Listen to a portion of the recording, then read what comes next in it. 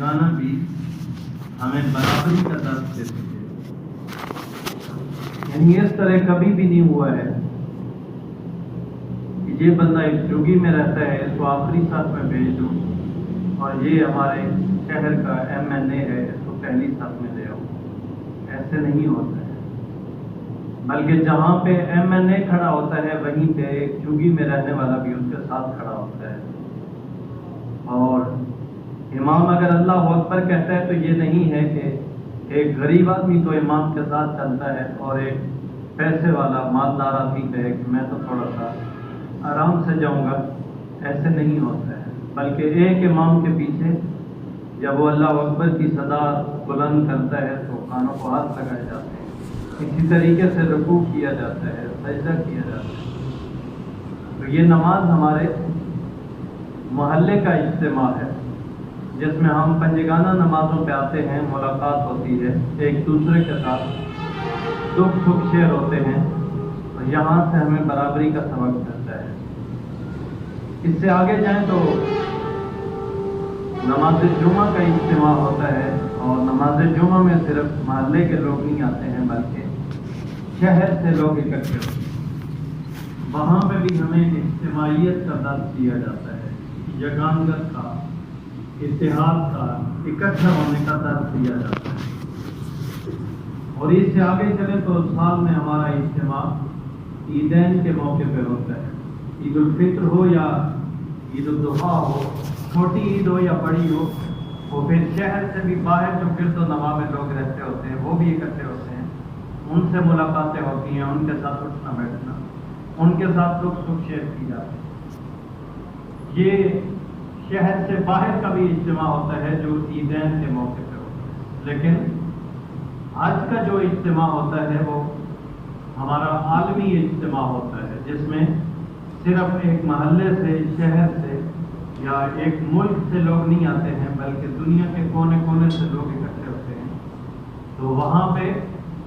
لباس ایک ہوتا ہے، زبان ایک ہوتی ہے،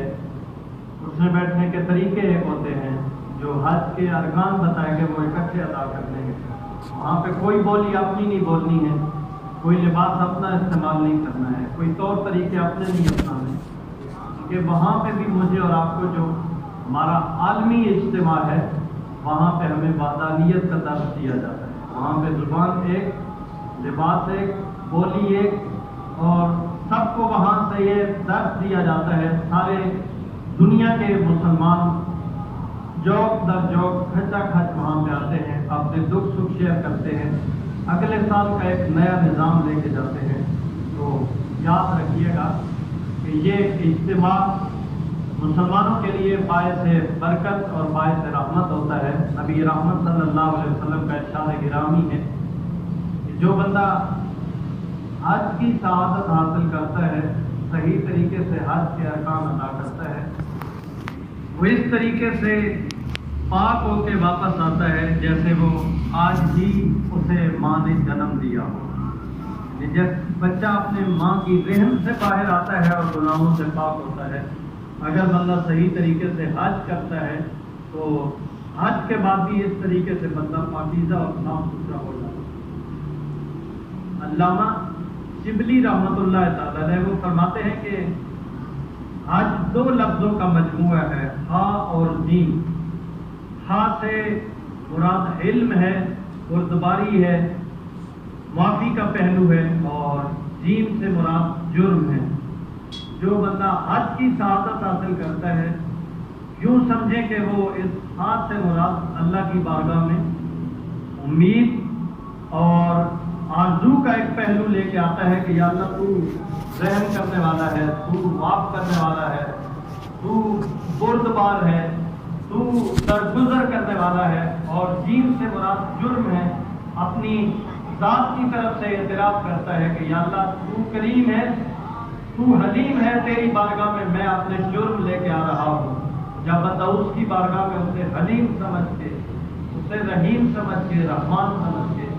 اپنے جرموں کا اعتراف کر لیتا ہے تو پھر میرا رب کرم کرتے ہوئے اس کے گناہوں کو معاف کر دیتے ہیں۔ تو حج کی سعادت بڑی سعادت ہے، اگر بندے کے پاس استطاعت ہو تو حج پوری زندگی میں ایک فرض ہوتا ہے، اس کے بعد آپ کریں تو آپ کی مرضی، آپ کے پاس استطاعت ہو تو، لیکن اگر استطاعت ہونے کے باوجود بندہ داؤ پیچ پہ لگا رہتا ہے، کوشش کرتا ہے کہ میں بچ جاؤں،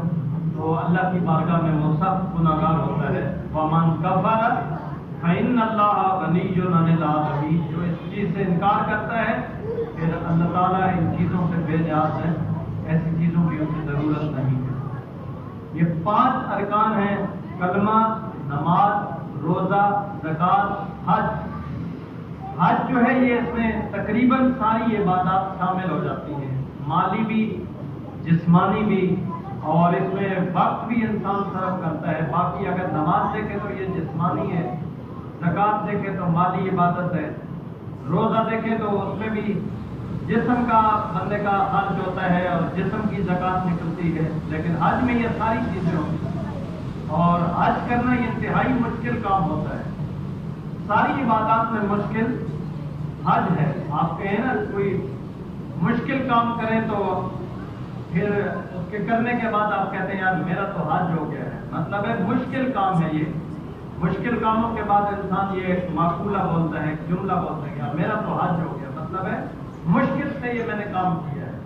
لیکن یاد رکھیے گا، آخر میں پیغام دینا چاہتا ہوں، حج کی سعادت حاصل کرنا یہ اللہ کی بہت بڑی کرم نوازی ہے، اللہ کا بڑا فضل ہے کہ انسان کو یہ سفر اور یہ سعادت نصیب فرماتا ہے۔ لیکن اس کے بعد جو مشکل مرحلہ ہے وہ یہ ہے کہ اس حج کو ہم نے زندگی میں سنبھال کے کیسے رکھنا ہے، اور ہم حج کرنے جا رہے ہیں تو کیوں جا رہے ہیں، اس کے مقاصد کیا ہیں، اس کی روح کیا ہے۔ کیا اس لیے حج کرنے جا رہے ہیں اتنے لاکھوں روپے لگا کے کہ واپس آئیں گے تو لوگ کہیں گے حاجی صاحب؟ اس لیے حج کر رہے ہیں کہ جب مجھے چھوڑنے کے لیے جائیں گے یا لینے کے لیے جائیں گے تو ہاتھ ڈالیں گے اور واپسی بھی استقبال کیا جائے گا؟ اگر ان چیزوں کے لیے حج کر رہے ہیں تو پھر بہتر ہے کہ آپ گھر میں اپنا کوئی اور کام کر لیں، پھر حج کرنے کی ضرورت نہیں ہے۔ حج تب آپ کو فائدہ دے گا جب آپ فقط اللہ کی رضا کے لیے جا رہے ہیں، اپنے گناہوں کی معافی مانگنے کے لیے۔ شاید میں نے پہلے بھی عرض کی تھی کہ وہ والد صاحب عمرے پہ جا رہے تھے تو ان کو بچے نے کہا تھا کہ بابا میری گھڑی لے کے آنا، مگر وہ واپس آئے تو وہ بچہ اپنی گھڑی ڈھونڈ رہا ہے۔ والد صاحب نے کہا بیٹا میرے بیگ کھول رہے ہو، اس پہ کاغذات پڑے ہیں اور چیزیں پڑی ہیں۔ وہ کہتے ہیں بابا میں نے آپ کو بولا تھا میری گھڑی لے کے آنا۔ والد صاحب نے کہا تھا بیٹا میں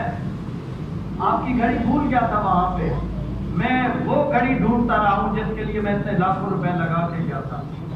ہم جاتے ہیں تو اس گھڑی کو بھول جاتے ہیں جو وہاں پہ لینے جاتے ہیں، نئی گھڑیوں کے لیے بازار کے چکر لگاتے ہیں، اپنی گھڑیوں کے لیے، دنیا کی گھڑیوں کے لیے، دنیا کے ساتھ و سامان کے لیے۔ وہ گھڑی جو مغفرت اور بخشش کی گھڑی ہے وہ ہمارے سے خالی ہو جاتی ہے۔ پھر ہم دیکھتے ہیں کہ نماز ہو گئی ہے، آؤ ذرا بازار چلے کوئی سامان لینا ہے۔ تھوڑی دیر بیٹھے ہیں، پھر والد نے کہا، والدہ نے کہا، رشتے داروں نے کہا ذرا بازار چلے، پھر بعد میں ٹائم نہیں ملے گا، سامان بھی لینا۔ اور سامان لینا تھا تو پاکستان سے لینے تھے، سامان لینا تھا تو یہاں پہ بازار پڑے ہوئے ہیں، صبح جس گھڑی کے لیے کہتے اس گھڑی کو ڈھونڈیں۔ یہ سعادت بھی بڑی سعادت ہے، لیکن اس کے بعد جو مشکل مرحلہ ہے وہ یہ ہے کہ ہم حج کو سنبھال کے رکھتے ہیں کہ نہیں رکھتے ہیں۔ حج کو سنبھال کے رکھنا یہ انتہائی مشکل کام ہے۔ آج سے تقریباً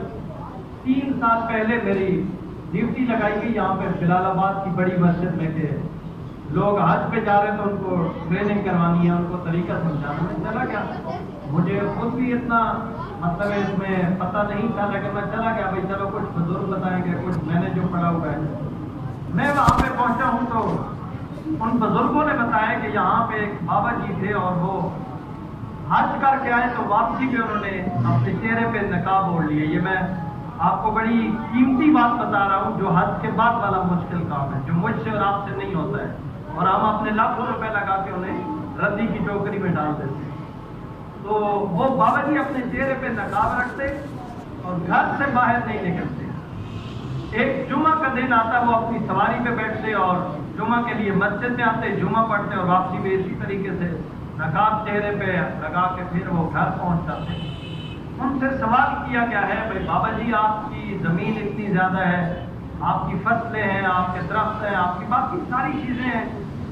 آپ جب سے حج کر کے آئے ہیں تو